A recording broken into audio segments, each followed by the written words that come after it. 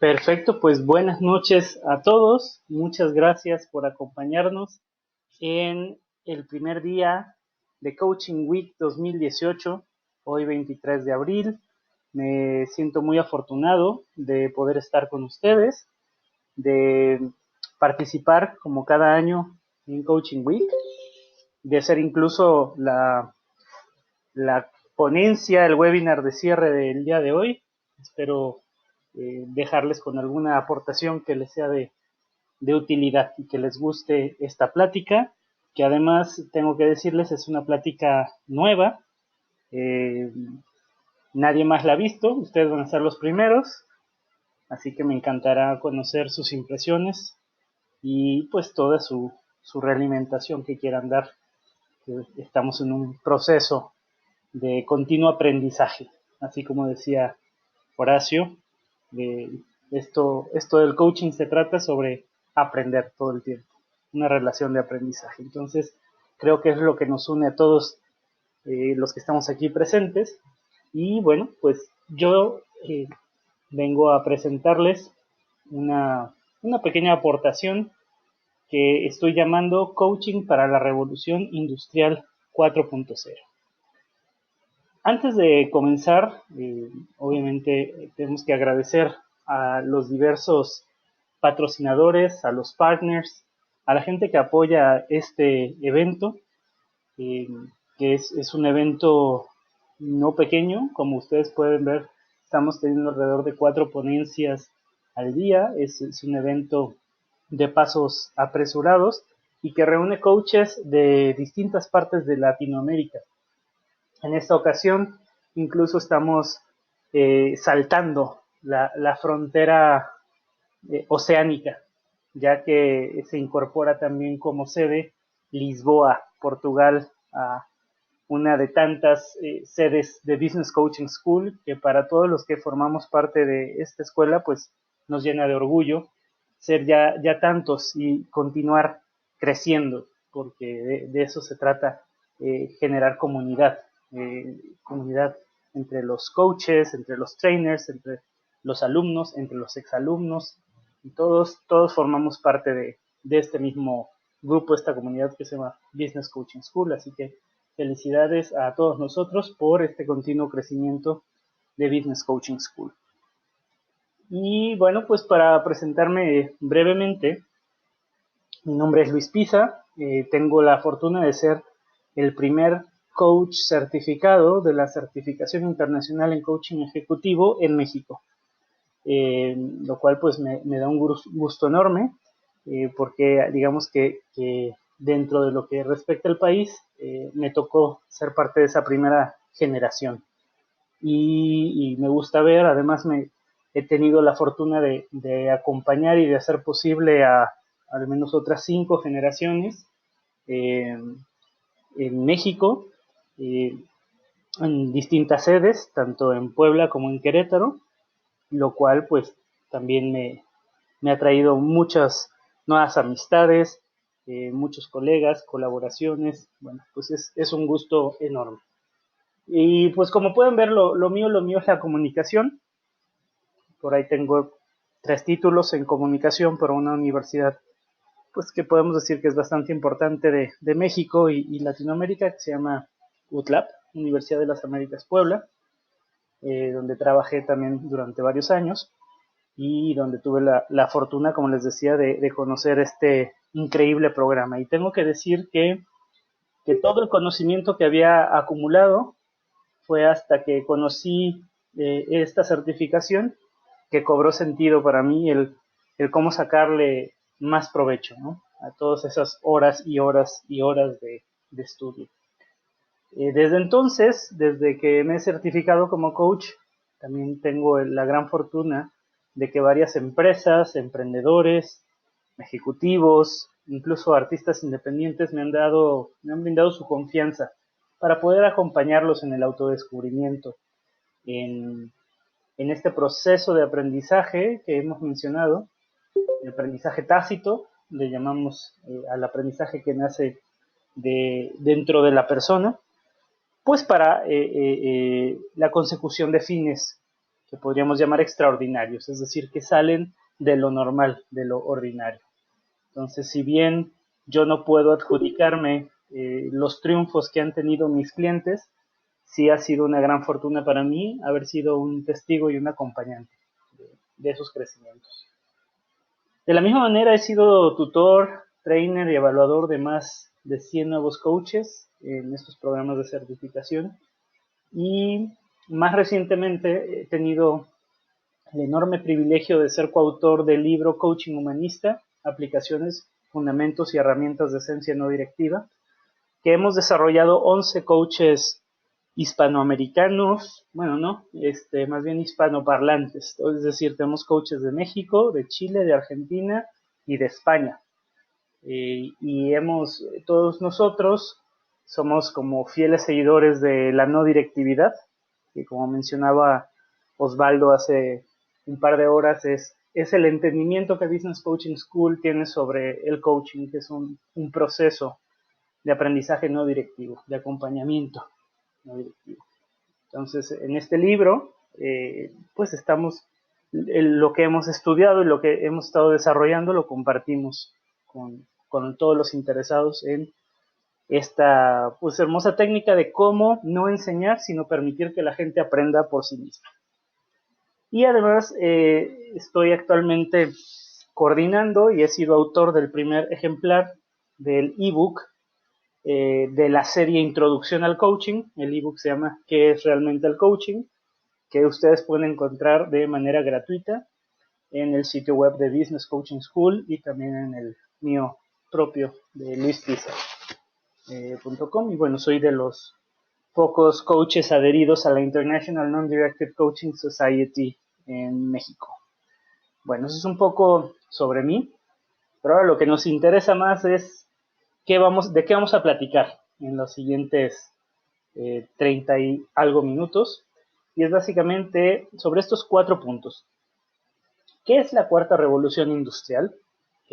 La primera vez que yo lo escuché, yo no lo había conocido como tal, no estaba consciente que ya hubiera 4, yo me quedé en la primera, simplemente en la revolución industrial, y pues resulta que son 4. Entonces vamos a ver, para quien sea algo nuevo también le pueda aportar.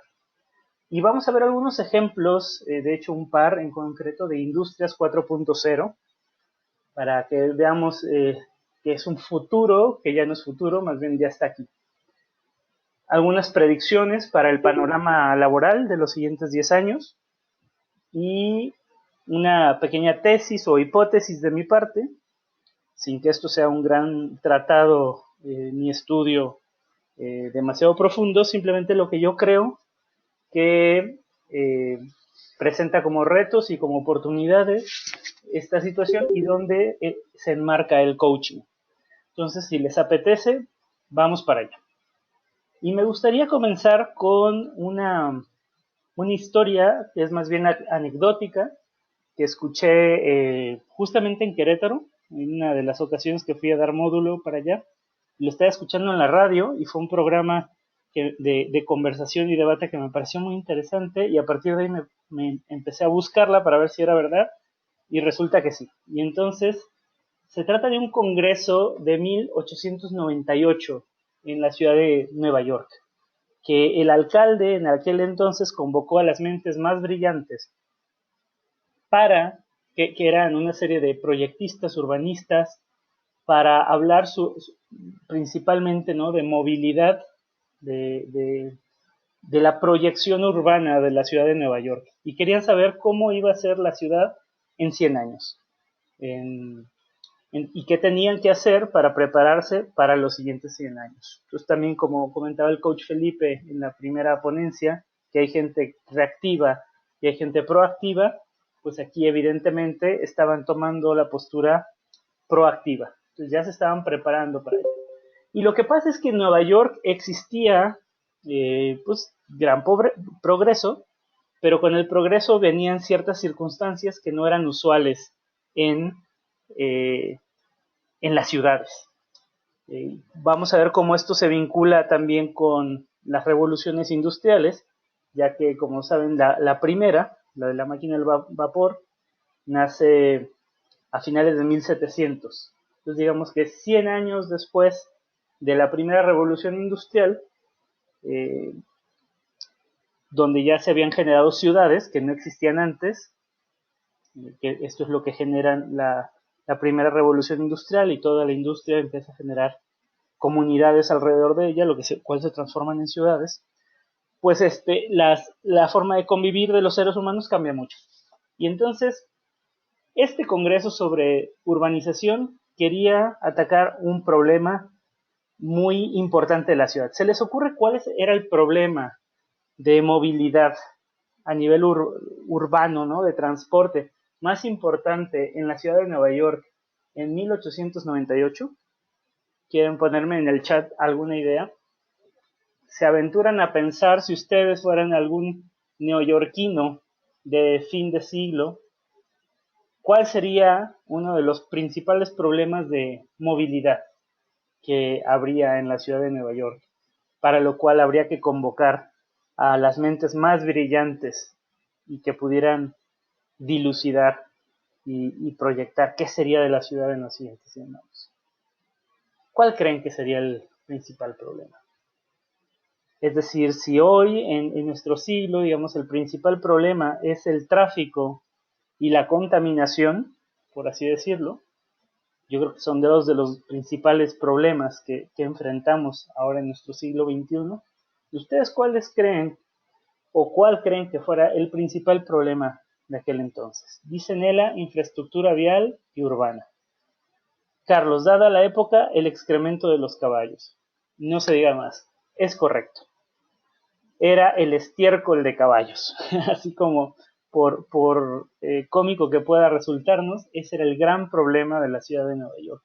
Fíjate que se estima que a inicios de 1900 había algo así entre 190,000 y 250,000 caballos en la ciudad de Nueva York. Cada caballo puede producir entre 10 y 15 kilos de estiércol al día. Entonces imagínate lo que es esto. Entre 2 y 4,000 toneladas diarias de estiércol, más toda la orina que podía cada caballo, pues desechar tal vez 1 litro de orina.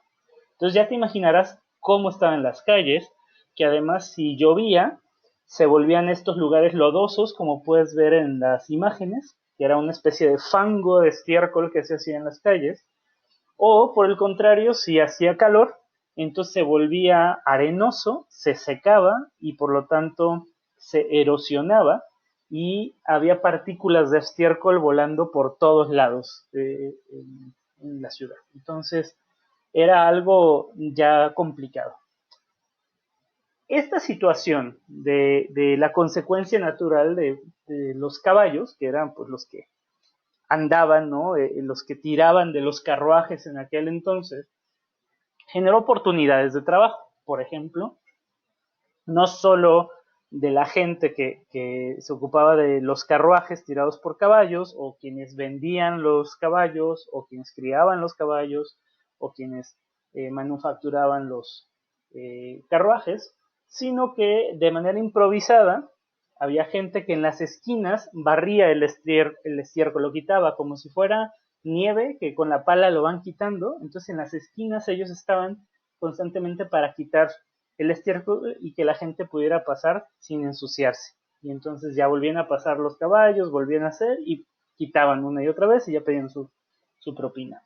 Incluso todo ese estiércol que se iba acumulando lo retiraban cada noche para llevarlo a las afueras de la ciudad, e incluso se vendía. Se vendía para granjeros que vivían en los alrededores y que les podía servir pues justamente como abono. Pero llegó un punto en donde esta, digamos que oferta de estiércol de la ciudad de Nueva York, y que no era único de la ciudad de Nueva York, estaba pasando lo mismo en la ciudad de Londres, por ejemplo, y en las principales metrópolis del mundo occidental, en ese momento donde tenías carruajes, sobrepasaba ya la demanda. Entonces fue realmente un problema donde no bastaba ya el estarlo sacando, porque en las afueras se iba acumulando y acumulando, y por más que trataban de enterrarlo, cada vez era más costoso y no resolvía el problema. Entonces el gran pronóstico de este grupo de sabios, digamos, fue que en los siguientes 50 años la ciudad de Nueva York ya no iba a existir, porque para 1950 habían estado proyectando que por la cantidad de caballos, de acuerdo a cómo venían incrementándose la cantidad por año, la cantidad de población, el crecimiento de la ciudad, más la producción de estiércol, pues la conclusión fue que en 50 años más la ciudad estaría enterrada bajo 3 metros de estiércol. De hecho, no sé si ubiquen que en Nueva York es muy típico que ciertas casas de entrada tienen primero unas escaleras y luego es la entrada. Es decir, la entrada no está a nivel piso.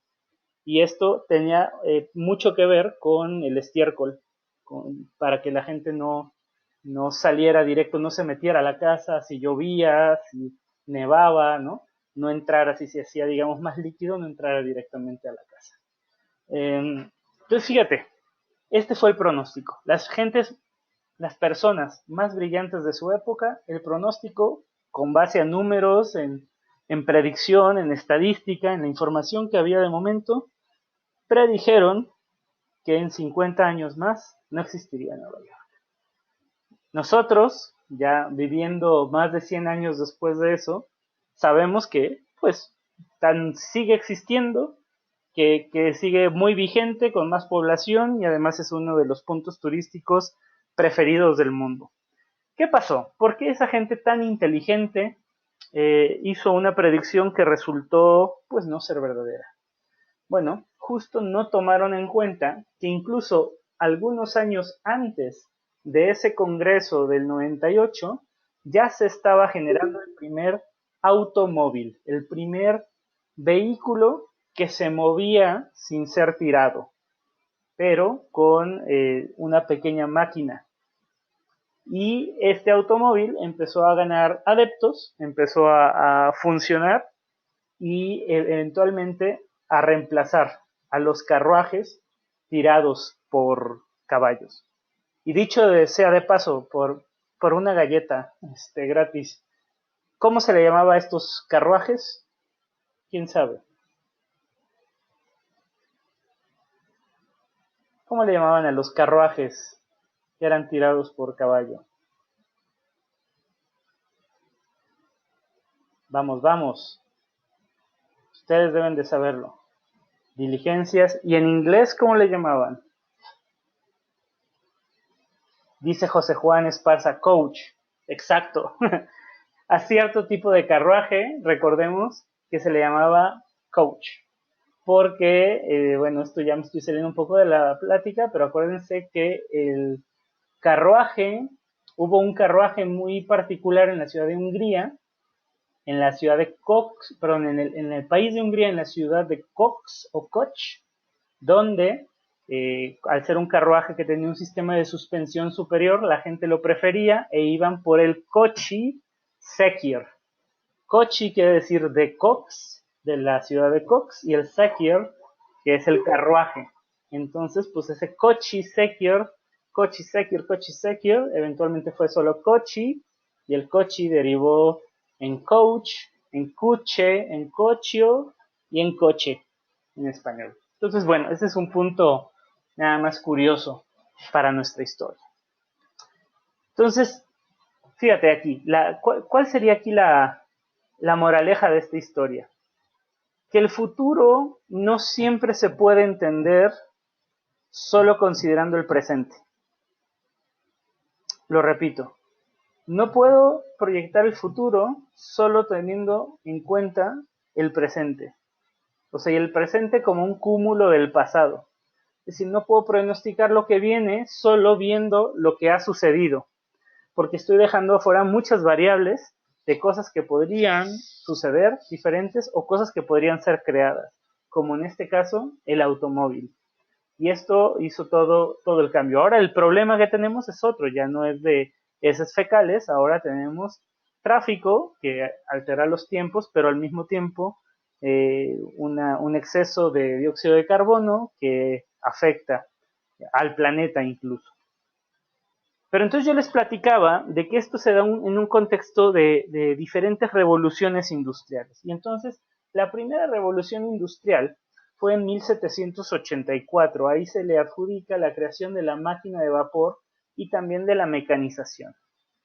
Entonces se ubican obviamente la máquina de vapor, que es simplemente un aparato mecánico que funciona con agua, con vapor, y a presión del vapor se empieza a mover por sí sola, que esto es algo que no existía antes, y esta fue como la gran innovación del momento.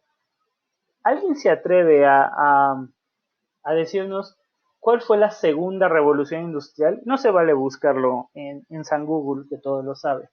Pero ¿qué seguiría después de la máquina de vapor? ¿Qué te imaginas tú que vino después? ¿Y cuánto tiempo después? ¿Cuál sería la siguiente gran revolución? ¿Qué cambiaría todo? ¿La imprenta? ¿Henry Ford? Sí, Raúl, por ahí vas, por Henry Ford. Entonces, la segunda revolución, la fabricación en serie, así es, José Juan. El automóvil, acuérdate que nada más, Nela, que el automóvil se creó a partir de la primera revolución industrial. Entonces, fíjate, en la segunda revolución industrial estamos hablando de 90 años después, casi 100. Y entonces aquí, ¿qué tenemos? ¿Qué es lo que cambió? Que ahora las máquinas llegaron a un punto de eficiencia donde ya se podía producir en serie. Y efectivamente, como dice Carlos, la especialización del trabajo, que estamos hablando aquí de las líneas de producción y de la división del trabajo. Es aquí donde entra el Taylorismo, es decir, el management científico que ustedes habrán escuchado, que consistía en estudiar los tiempos y los movimientos que un trabajador tenía que ejecutar para hacer mejor su trabajo. Y entonces solo controlando tiempos y movimientos se podía, y de hecho se hizo, aumentar la productividad de algunas empresas hasta en un 200%. De hecho, como también un comentario de lado, es que ese sistema de management sigue prevaleciendo en muchas de las empresas, porque al hacer la línea de producción, ustedes se acordarán tal vez de la película de Charles Chaplin, de Tiempos Modernos, que es una crítica al exceso, digamos, de esta forma de interpretar el trabajo, donde el trabajador viene la banda y llega pues una pieza y él solo se encarga, digamos, de amarrarle algo o de ponerle alguna otra pieza o de hacerle algo y ya dejarlo pasar a la siguiente línea y el otro hacia otro, de tal suerte que en la repetición de acción, digamos que la persona se hacía más eficiente y por lo tanto lo que este sistema proponía acertadamente es que una persona si se especializa en poner una tuerca va a ser mucho más eficiente en que armar todo el motor, por ejemplo. Con lo que no contaban es que, pues obviamente, este es un trabajo bastante mecánico, bastante repetitivo y bastante aburrido. Por lo tanto, había que estar rotando a las personas en esta especialización. Y ahí es donde entran los supervisores también, ¿no? Entonces llega la tercera revolución industrial. Y con esa tercera revolución industrial, que ahora estamos hablando de otros 100 años después, ya llega la computarización y la automatización. Es decir, ya lo que hacía el trabajador a manera manual, ya lo puede hacer un robot.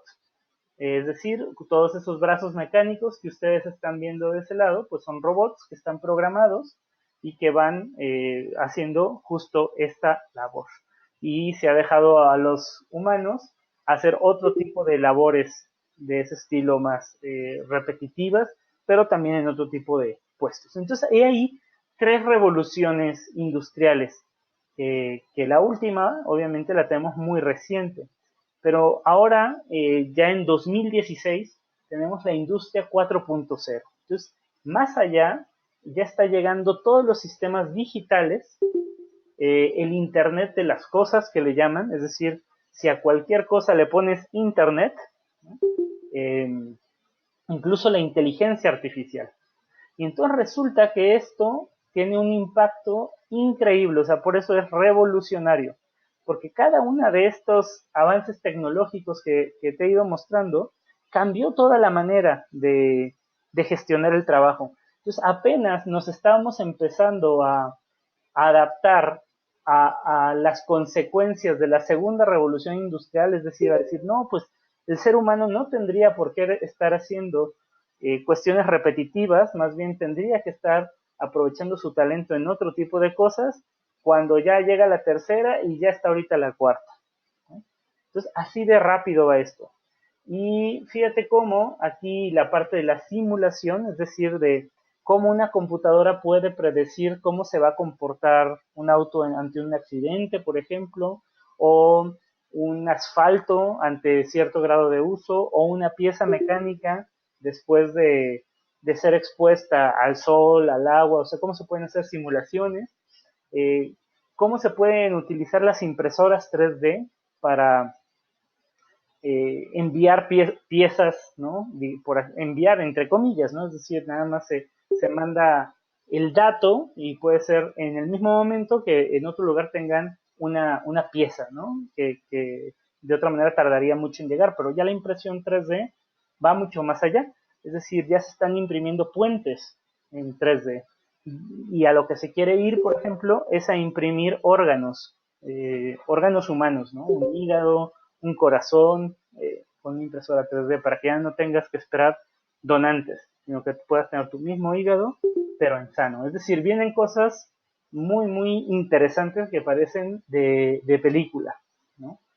Hay casas 3D, efectivamente, ¿no? Casas muy baratas como si no mal recuerdo, como de $8,000 norteamericanos, que se pueden imprimir, y estoy haciendo entre comillas, en 24 horas. Y entonces quiero mostrarte un par de ejemplos que a mí me llaman la atención mucho, mucho de este tipo de industrias 4.0. ¿Conoces el caso de Amazon Go? Amazon Go es la primera tienda que Amazon pone. Como tú sabes, Amazon es pues una empresa que se dedica a vender todo tipo de cuestiones. Empezaron con libros y hoy puedes comprar casi cualquier cosa en Amazon, pero no tenían tiendas, era solo una bodega donde tú haces el pedido y estaba todo almacenado y te lo llevaban. Una de las innovaciones fue que te lo mandaran drones, pero ahora esto es lo nuevo. Y no sé si lo notas, porque ahorita te lo estoy poniendo sin sonido, pero es una tienda que es como un supermercado, donde tú llegas con tu aplicación, como estás viendo ahí, escaneas, tú entras y tomas lo que tú quieras. Ya, o sea, guardas tu teléfono, no lo necesitas más. Y lo que tú quieras utilizar, hay un montón de cámaras que te están viendo, te detectaron desde que tú llegaste, saben quién eres y inmediatamente están registrando qué tomas. Si lo dejas, te lo quitan. Y si lo quieres de cualquier manera, otra vez lo vuelven a poner en el registro. Entonces no importa qué es lo que tú quieras, ni dónde estés, hay muchos algoritmos, sensores de calor, de movimiento, de todo tipo de cosas que te están viendo, que eres fácilmente rastreable y así tú puedes agarrar lo que quieras y simplemente salir. ¿Te fijas cómo no hay cajas? Y entonces cuando sales ya la aplicación te dice qué tomaste y ya te lo cobra a tu tarjeta de crédito. ¿Qué tal? Está interesante, ¿no? Es decir, la propuesta que ellos tienen es que sea muy autónomo. Entras, agarras lo que quieres y te sales. Sin líneas y sin caja. ¿Qué les parece eso? Bueno, esto tiene una consecuencia. No sé si lo notas. Que una tienda de estos, ¿cuántas personas habría empleado antes? Pues podrías decir unas 30, dependiendo a 60, dependiendo de los turnos, ¿no? Bueno, estas tiendas emplean muy poquita gente. No pude encontrar cuál es el número exacto de personas que se emplean en esta tienda de Amazon Go, porque sí se emplea gente. Sé que hay un supervisor, sé que hay una caja, por si algo, cualquier cosa llegara a fallar. Imagínate que te habían clonado tu tarjeta o ya había vencido tu tarjeta, entonces ya no pasa, o se le acabó la batería a tu celular, o en ese momento llegaste sin datos y no te puedes conectar. O sea, hay una serie de cuestiones todavía alrededor que no se pueden controlar dentro de la tienda, y entonces tienen ahí una caja para casos especiales, pero es una, cuando normalmente debería haber 4 personas ahí. También hay una persona que está rellenando los anaqueles, ¿no? Pero es una, no son el montón de personas. Entonces aquí ya empezamos a ver una consecuencia. Y te voy a mostrar otra, que es un caso también muy reciente, que son estos autos autodirigidos. Seguramente has escuchado que en Filadelfia, en Pittsburgh, perdón, más específicamente, se adquirió una flotilla de varios automóviles autodirigidos, ¿no? Entonces este es uno de ellos, es un Uber autodirigido, todavía son los modelos prototipo. Como puedes ver, es un auto que anda por sí mismo, pero tiene una persona en esta etapa tras el volante, le llaman un ingeniero, que es el que va a estar ahí para tomar decisiones por el automóvil en caso de que hubiera algún percance. Pero tú como pasajero lo pides el Uber, llega por ti, te subes, te saluda, ahí tú vas viendo cómo va viendo para que te familiarices con el automóvil y no sea algo muy raro porque es como contraintuitivo, y el automóvil va a una velocidad eh, obviamente de acuerdo a los límites de velocidad, detecta a las personas, detecta el movimiento, detecta otros carros, y está conectado al internet. Es decir, si hay un accidente en alguna calle más adelante lo sabe, por lo tanto toma la mejor decisión para generar una nueva ruta. eh, y bueno, va tomando también decisiones al vuelo sobre el manejo. De repente, si el tráfico se pone duro en algún lugar, puede cambiar la ruta y moverse. Entonces, imagínate cómo este sistema ya automatizado, pero en sistemas digitales, pues ya va mucho más allá de lo que estábamos acostumbrados, ¿no? Es decir, si ya la plataforma de Uber era una innovación al sistema de transporte, de taxis, mejorando mucho la calidad, bueno, pues ahora la propuesta es que el auto vaya solo, ¿no? Ande por sí mismo, pero todavía está en esta fase de prueba, ¿no? De hecho, tal vez lo sabes, hubo una señora atropellada. Mira, justo Carlos lo está comentando, que no la vio, el Uber era de noche, ella iba en bicicleta y algo pasó que no lo pudo ver, e incluso la persona que iba tras el volante ya la vio muy tarde, es decir, estaba en completa oscuridad.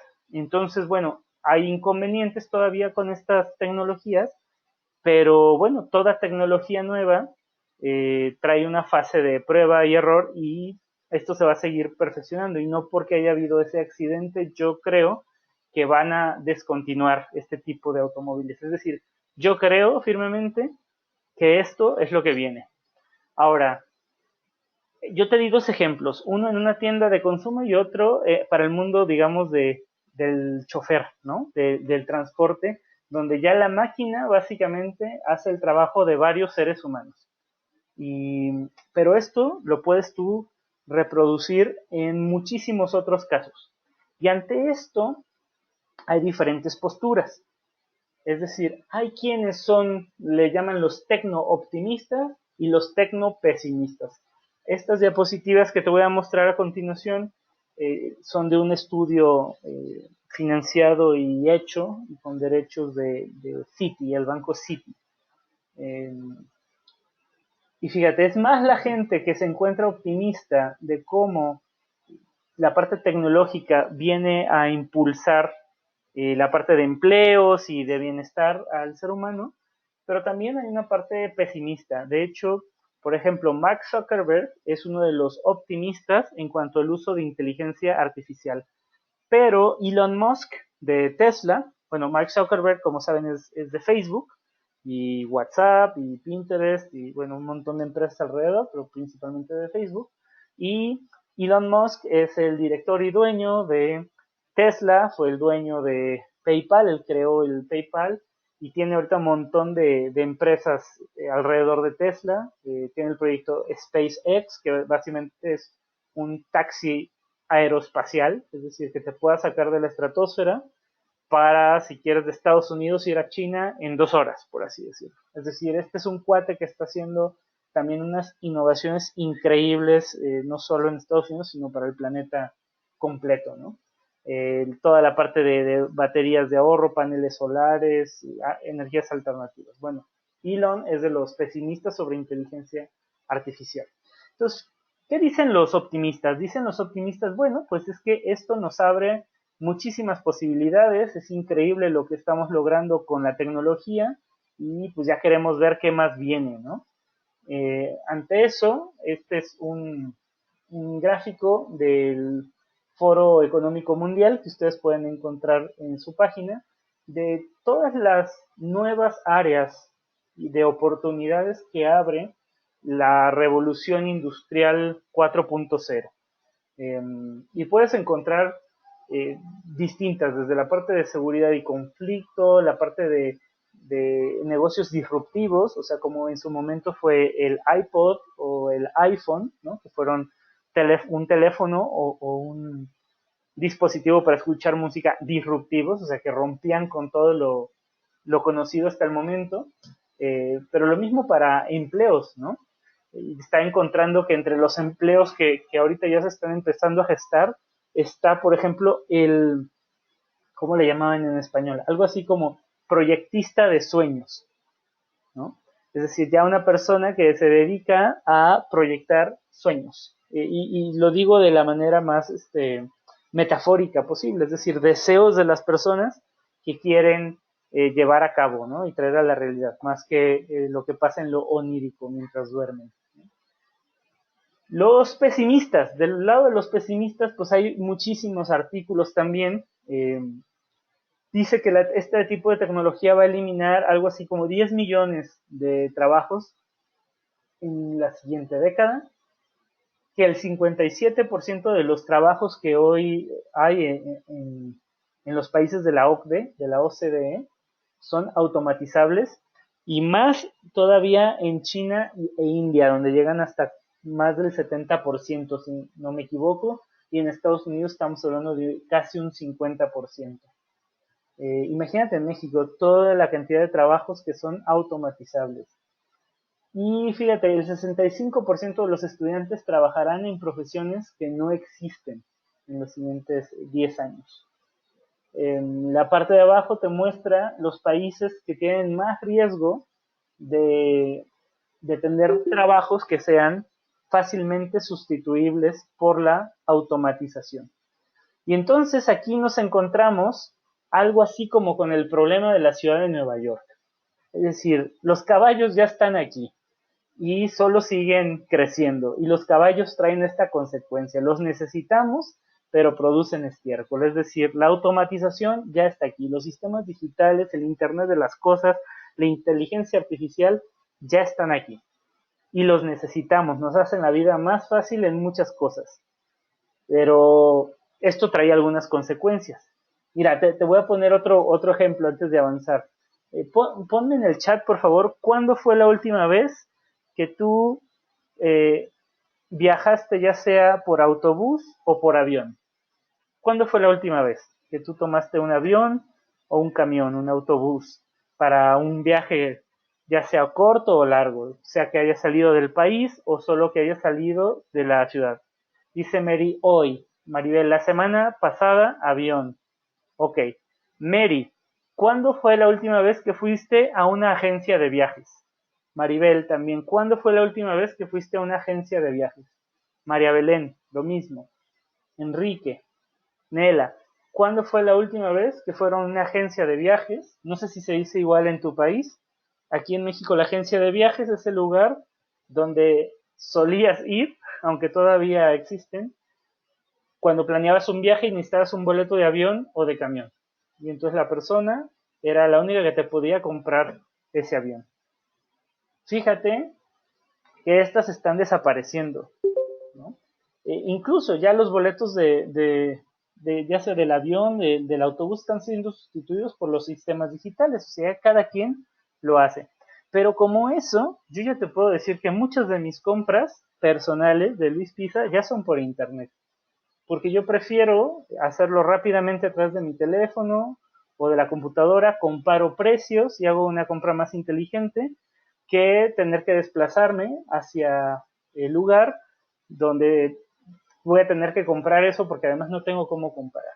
Entonces fíjate cómo esto está cambiando, es decir, cuando pensamos en automatización, no estamos hablando solo de los robots que están en las fábricas reemplazando al ser humano. Estamos hablando de todo, todo. Piensa tú en tu oficio, en tu profesión, sea de coach, sea de facilitador o sea de ejecutivo, en que una máquina, un sistema inteligente, un sistema conectado al Internet, un sistema automatizado, puede reemplazar tu trabajo. Y entonces les digo, estamos como en el comité, ¿no? De la gente de Nueva York, y resulta que no es fácil predecir si estos cambios nos van a dejar con mayores oportunidades en los siguientes 5 a 10 años, que no es mucho tiempo si lo consideras, o si nos van a dejar con desempleo, ¿no? Es decir, ahí están los optimistas, los pesimistas, pero ninguno de ellos aseguran que vaya a pasar una u otra cosa. Y lo que pasa es que enfrentamos el mundo VICA. ¿Ustedes conocen qué es el mundo VICA? ¿Les suenan estas siglas? El mundo VICA es una, pues son siglas, no es acrónimo, son siglas de una situación que se detectó en el ejército o en las situaciones de batalla y que ahora se ha llevado mucho al mundo de los negocios, porque el mundo de los negocios, el mercado de hoy en día está tan competido que asemeja a un campo de batalla en guerra. Fíjate qué significa. Primero, la B es de volátil. ¿Te suena? Es decir, los hechos que enfrentamos en el mercado y en el mundo, así es, Nela. Ahorita vamos a ver la última, que es muy importante. Están determinados por estos 4 factores y la parte de la volatilidad es que algo que hoy está, mañana puede no estar. Por ejemplo, el tipo de cambio de tu moneda, ¿no? Nos ha pasado a muchos de nosotros como países latinoamericanos que se vuelve volátil. Pero de la misma manera hay bienes, por ejemplo el petróleo, que México es un país petrolero, Venezuela es un país petrolero, y el petróleo ha estado a muy buen precio y ha ido bajando. Y ahora con las tecnologías verdes puede ser que ya el precio del petróleo no sea ese gran activo. Yo recuerdo que hace unos años, hace un par de sexenios, nos iba muy bien en México en cuanto a ingresos, pero los principales ingresos del país eran por el petróleo, lo que vendíamos de petróleo, y por las remesas, es decir, el dinero que mandaba la gente, los mexicanos en Estados Unidos, a su familia en México. Y entonces Barack Obama hace muchísimas deportaciones, de hecho desde el 9/11, ¿no? Eh, que es el 11 de septiembre de 2001, si no mal recuerdo, se cierran las fronteras en Estados Unidos y entonces todo ese dinero de las remesas empieza cada vez a disminuirse más. Es decir, que las situaciones de prosperidad de mi país estaban principalmente determinadas por factores externos que eran muy volátiles. Incierto, no sabemos qué va a pasar, ¿no? Digamos, incluso en las elecciones, las últimas elecciones estadounidenses, horas, no te digo que semanas ni meses, horas antes de que se dieran los resultados, la gente no esperaba que Donald Trump ganara. Todas las encuestas daban a favor de Hillary Clinton y resulta que la victoria de Donald Trump es avasallante. Bueno, hay muchísimas cosas que seguro están pasando también en tu contexto, en tu país, en tu ciudad, que generan incertidumbre. No sabes cómo va a ser. Hoy en día generar un presupuesto ya no te hablo de a 5 años, o sea, a 3 años, al año siguiente, es muy complicado en las empresas. La parte de complejidad nos habla de que hay demasiados actores eh, culturales, políticos, económicos, sociales, tecnológicos, que están en juego hoy. Es decir, cuando queremos analizar si la revolución industrial 4.0 nos va a beneficiar o nos va a afectar, es muy vica, ¿no? Es volátil, es incierto, es complejo, es complicado de predecir. Y la A, Nela y todos, es la parte de ambiguo, y que esa a mí me parece bien, pues interesante y grave a la vez, porque hoy un mismo hecho para dos personas puede significar cosas totalmente contrarias. Y justo como dice Luis Raffo, dice, es un mundo global de incertidumbre para el cual debemos de tener opciones. Es así. Entonces yo, ya llegando, ya estamos, ahora sí, yéndonos a la parte del coaching, les he hablado mucho de management, de tecnología, ¿no? Pero este es el contexto en el que tenemos que movernos y este es el contexto en el que vivimos, ¿no? Y en el que viven tus clientes además. Necesitamos cambiarlo por otro VICA. Es un VICA donde la persona genere valor y tenga valor. Es decir, que tenga, cuando decimos genere valor, es que el trabajo que hagan las personas sea al mismo tiempo escaso como útil. Y esto es algo que yo aprendí de Osvaldo Toscano en la certificación, y que las cosas valiosas al mismo tiempo tienen que ser escasas y útiles. Si lo que tú haces en tu trabajo es útil, pero mucha más gente lo hace, entonces no va a ser valioso. Va a estar a precio mercado, ¿no? Al precio común, precio media, precio regular. Ahora, si lo que tú haces es muy escaso, nadie lo hace, pero no genera utilidad, nadie lo necesita, entonces tampoco va a ser valioso. Probablemente no lo vas a poder vender eso caro, ¿no? Hoy nadie necesita, por ejemplo, un balón de fútbol que tenga clavos hacia afuera, ¿no? Simplemente eso no es útil. Eh, pero seguramente si alguien lo hiciera sería muy escaso. La parte de la I tenemos que cambiar por la inteligencia. Y fíjate que en este mundo VICA, en este siglo XXI, en esta revolución industrial 4.0, la inteligencia no tiene que ver con acumular información. No tiene que ver con cuántos títulos tienes. Tiene que ver con cómo utilizas los recursos que tienes. No importa cuánto tengas, no importa si eres el CEO de la empresa o si eres la persona de más baja jerarquía, es cómo utilizas esos recursos que tú tienes. La C, vámonos por la creatividad, y que la vamos a entender simplemente como el hecho de unir conceptos que antes estaban disociados. Cuando los seres humanos podemos ser creativos en un mundo VICA, nos va mejor. Es decir, empezamos a ver relaciones que antes no veíamos entre lo conocido, pero también entre lo desconocido. Y finalmente la A, y la más importante, así como en la otra me referí a la ambigüedad, una que me impacta, pues en el aprendizaje creo que está lo central de nuestro oficio como coaches, es el aprendizaje. Ya lo veníamos comentando, se ha dicho en las otras presentaciones y se seguirá diciendo en las siguientes. Lo que nosotros hacemos es que detonamos aprendizaje. Y aquí hay algo que puede ser optimista para nosotros, que ante Estados Unidos y en la gente encuestada de los líderes a quien Citi hizo este estudio, les preguntaban que cuáles pensaban que eran las políticas públicas que vienen en el gobierno para enfrentar esto. Y fíjate que a quienes les dan mayor probabilidad es a la inversión en la educación. La inversión en la educación. Y por otro lado, el promover o el estimular el emprendimiento. ¿Te parece que eso tiene algo que ver con lo que hacemos como coaches? Totalmente. Es decir, fíjate dónde se está poniendo la clave de si el gobierno va a poner tanto dinero, lo más probable es que lo ponga en educación y que lo ponga en el emprendimiento, en promover el emprendimiento.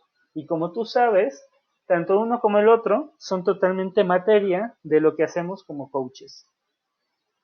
Entonces, llegando a las conclusiones de esta ponencia, ¿por qué se vuelve idóneo el coaching para el cliente? Primero, porque en el coaching el cliente puede desarrollar su intuición. ¿Cómo hace esto?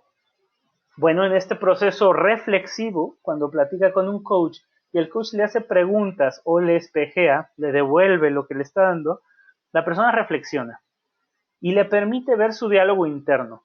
Y mucha gente logra distinguir esos pensamientos que tiene en la cabeza o ese sentir de dónde viene.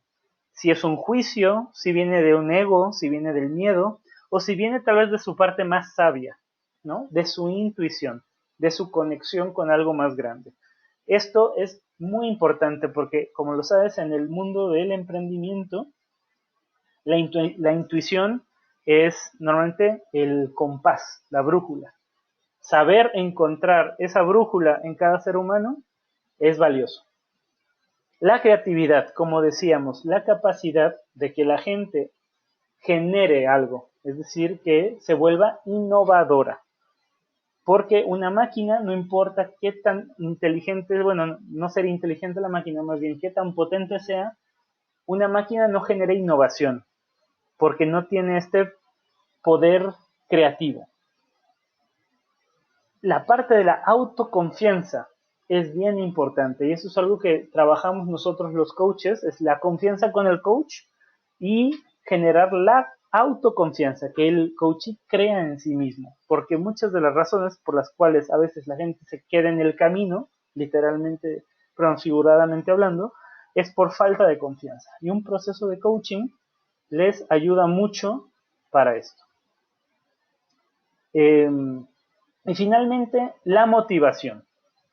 La motivación es algo que se trabaja inherente y medularmente en un proceso de coaching, es decir, el para qué. ¿Cuál es tu motivo? ¿Qué es lo que hace que te muevas todos los días, que te levantes, que te despiertes y que vayas allá afuera? A veces ya lo hacemos por costumbre, pero cuando el cliente se da cuenta de para qué lo hace, es entonces que la gente encuentra una razón, una voluntad para exponerte a ese mundo. Ahora, habilidades a desarrollar por el coach. Y entonces ya les muestro la séptima, vamos a ver 7. Primero, la supervisión es súper importante. Agregaría la empatía, dice Luis Raffo, como base de la relación. Sí, sí, sí. Me parece que es muy atinada la observación. Y bueno, ya aquí esta vas a ver, Luis Raffo, que es una de las habilidades a desarrollar por el coach.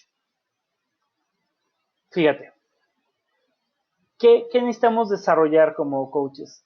Esta parte de la supervisión es bien necesaria. Si bien esto no es algo que tú vas a desarrollar, sí es algo a lo que debes de exponerte.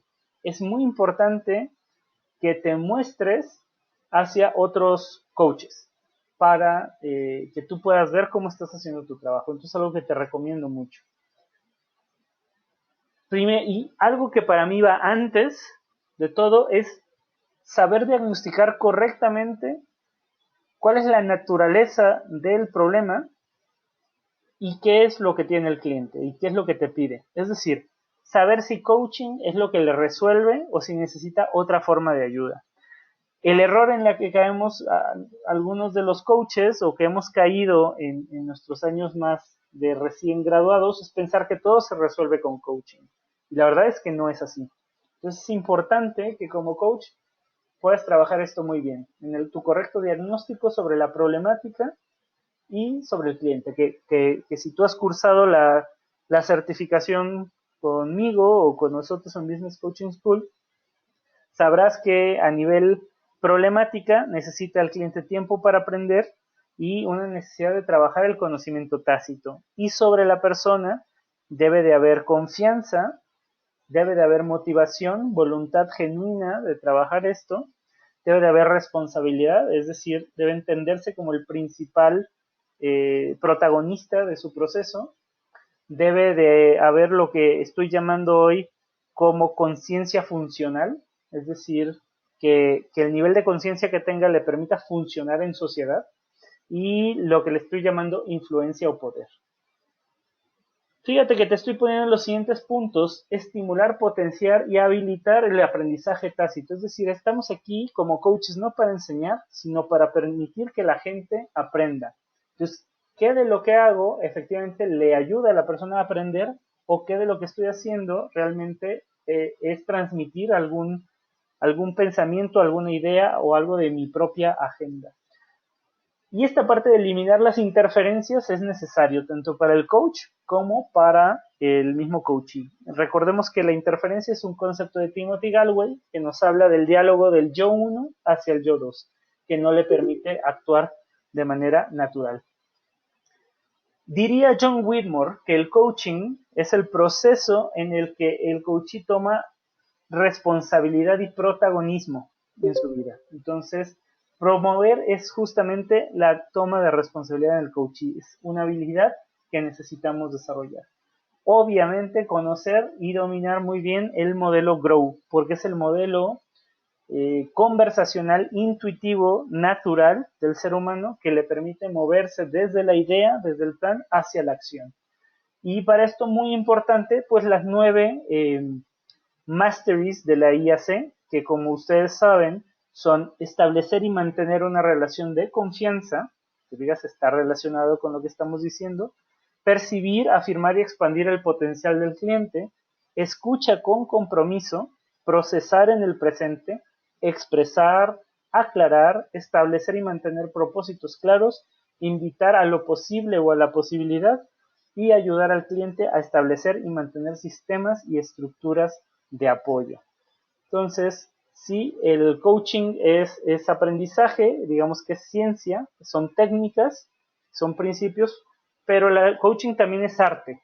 Y diría Pepe del Río, el coach se hace coach coacheando. Y esto es algo que tenemos que eh, promover todo el tiempo de nosotros para nuestros clientes, para que ellos se desarrollen mejor en este mundo VICA y pasen de ese VICA negativo o incierto al VICA positivo, en el contexto de que vamos para un mundo que hasta hoy desconocemos y que no importa la predicción que hagamos, nos puede pasar como a esos científicos de Nueva York, lo que viene es totalmente desconocido. Cualquier cosa nueva puede suceder y lo que necesitamos es capacidad de reacción, necesitamos creatividad, reflexión, toma de decisión, innovación. Bueno, estos son algunos de los recursos que yo utilicé. Y antes de pasar a una sesión breve de preguntas y respuestas, les comento que mi siguiente participación como trainer en Business Coaching School se llevará a cabo el 1 de junio en Cuenca. Hay alguien de Cuenca, si no mal recuerdo, que por ahí estaba saludando. Me encantará que nos podamos ver por allá, si es que no te has certificado. En junio también a finales estaré en Querétaro, en agosto en Lima y en el mes de septiembre todavía sin fecha en Querétaro nuevamente. Entonces me va a dar mucho gusto poder verles, saludarles. Espero que podamos coincidir en alguna de las certificaciones de coaching, que siempre voy y doy alguna conferencia anterior. Y entonces, bueno, ¿cómo ven? ¿Qué les pareció? ¿Les deja alguna idea? ¿Les quedan dudas? ¿Quieren compartirme sus impresiones?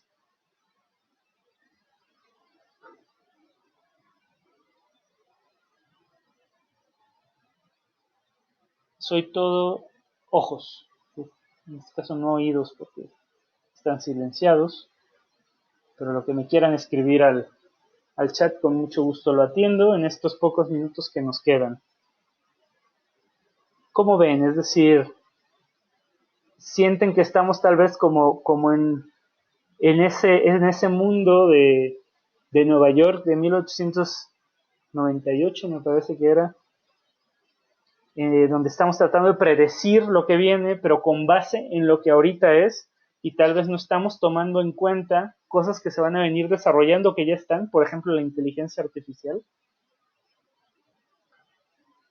Bien, dice Nela, excelente Luis, muchas gracias, me encantó la conexión que hiciste en la lámina VICA de lo negativo hacia lo generativo en positivo. Dice Julio César, mil gracias Luis, excelente perspectiva. que abre el pensamiento a buscar alternativas a corto plazo. Luis Raffo, ¿cómo actuar el coach en este mundo ambiguo y de incertidumbre? Bueno, yo me iría, Rafa, igual con el mismo Vika. Primero, valor, ¿no? Necesitamos nosotros no sentirnos con miedo, porque el miedo que es interferencia. Desde nuevo es la vocecita del yo uno que nos asusta y nos paraliza. Entonces, primero valor, pero luego generar valor en nuestro trabajo, como te decía. No solo es la valentía, sino lo valioso. Entonces, ¿qué de lo que Luis Rafa Benavides hace, lo hace útil y al mismo tiempo escaso? Entonces, trabajar por ese lado para la parte del valor. Luego, te voy a volver a poner la lámina para que la vayamos conversando. Aquí está. La parte de la inteligencia, acuérdate que no es solo la acumulación de pensamiento, o no es tanto eso, sino la integración del conocimiento que tú tienes. Si yo te preguntara en este momento qué porcentaje de todo lo que tú sabes, has acumulado de conocimiento y experiencia, estás usando, estoy casi seguro que me dirías que muy poco. Entonces, ¿qué oportunidades te abre esta situación VICA, el VICA negro, ¿no? Para que tú puedas ser más inteligente con los recursos que tú tienes, aprovecharlos mejor, ¿no? Utilizarlos, hacerte de más opciones, ser más creativo, que es la siguiente, la C. Empezar a relacionar más, oye, yo había tomado un curso de esto, oye, es que yo mucho tiempo me dediqué a esta industria, tal vez ellos pueden ahora ser mis clientes de esta otra manera.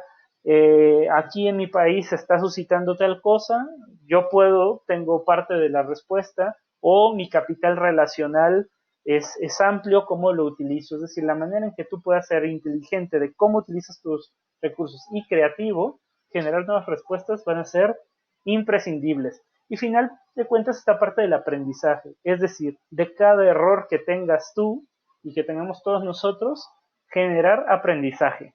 Y el aprendizaje, como decía Chris Argyris, solo se genera cuando detectas y corriges un error. Y el error no es algo malo, el error simplemente es una discordancia entre lo que tú esperabas que pasara y lo que realmente pasó.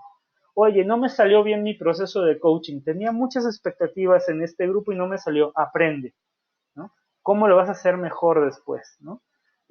Oye, pues todavía no me están cayendo los clientes, no sé qué más tengo que hacer.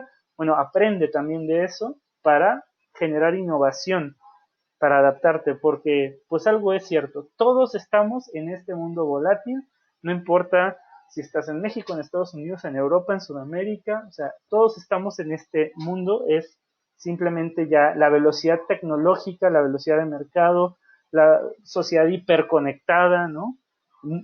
Transcultural, multicultural que tenemos. Ya estamos ahí, los caballos ya están aquí, entonces hay que ser innovadores. Espero haberte contestado, Luis Rafa. Oigan, pues si no hubiera ninguna otra cuestión, yo les agradezco. Ah, dice Enrique, ¿crees que el flujo? Tengo un par de preguntas más, pero no los había visto. A ver, voy por orden. Perdón. Se me habían pasado todas estas. Dice Gustavo, gracias Luis, excelente, existe un desafío para el aprendizaje, totalmente. Carlos, bitcoins y computadoras cuánticas pueden ser una nueva revolución. Pues sí, todo esto, o sea, el bitcoin, tú sabes que es una afronta al sistema bancario tradicional, ¿no? Ya sería una transacción entre usuario y usuario, y esto puede cambiar muchísimas cosas, pero la misma inteligencia artificial puede ser una gran revolución. Es decir, probablemente las máquinas nos van a enseñar a ser más humanos, simplemente por diferenciación. Dice María Belén, yo creo que conocemos lo que está por venir, lo que pasa en las organizaciones que todavía se ve como lejano y no se busca estrategias. Es muy posible, María Belén, muy posible. Explorar nuestras inteligencias múltiples y utilizarlas, clarísimo, dice Luis Raffo. Lo dice Pamela, ¿cómo se puede llegar a generar confianza con una persona de nivel jerárquico superior de tal manera que puedas generar aprendizaje?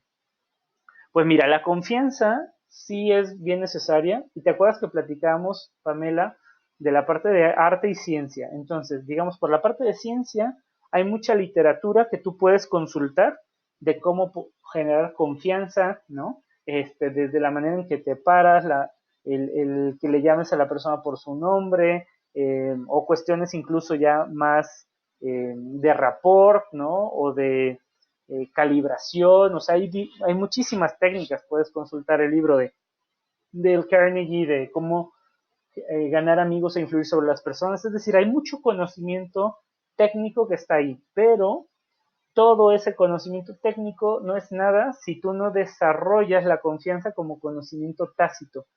Entonces yo te diría, independientemente del libro, ¿por qué no intentas todos los días, hazte amiga de una, o sea, amiga, tal vez lo estoy diciendo de una manera muy superflua, pero platica con alguien que no conoces y trata simplemente de caerle bien, ¿no? Y que sea una persona de cualquier extracto. Es más, un día intenta a la persona que tú veas que te cae mal, trata de ir y a ver cómo te sale, simplemente de manera natural, el hacértelo amigo, ¿no? El caerle bien, el ganar la confianza, porque sí, están todos los materiales del libro, todo lo técnico, pero eso es algo tácito también, como el emprendimiento, como el ser buen vendedor, como ser buen líder.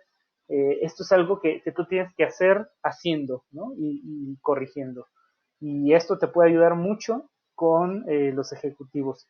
La parte de no juicio se ve que le ha servido a muchísima gente, ¿no? No juzgar a la gente, yo creo que es el primer paso para generar esa confianza.